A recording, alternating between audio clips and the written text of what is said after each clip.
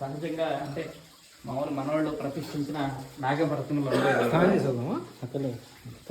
నాగప్రతిమలు ఉన్నాయి ఇక్కడ చూసారా ఏముంటాయి ఇవి ఇవన్నీ ప్రతిష్ఠించినవి చూసారా ఇక్కడ విఘ్నేశ్వర స్వామి ఉన్నారు ఇక్కడ మనవాళ్ళు అంటే మనవాళ్ళు ప్రతిష్ఠించుకుంటారు ఇక్కడ అభిషేకాలు చేస్తారు అనమాట చూస్తారా ఇటు సార్ ఇటు ఎవరు పార్వతీదేవి శ్రీచక్రం శ్రీచక్రం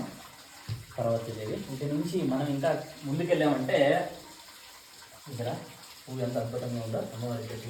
ఇక వెనకాల ఇంకా చూస్తే ఈ గుహ కానించి 2 శివలింగాన్ని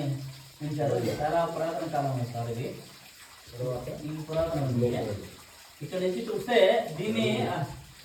కరెక్ట్గా క్యాప్చర్ చేస్తే మాత్రం పెద్ద జలపాతం నుంచి జలపాతం మీద నుంచి కింద మీదకి చిన్న శివలింగాన్ని ప్రతిష్ఠించారు. ఇది మనం ఇప్పుడు రియల్ పురాతనమైన శివలింగం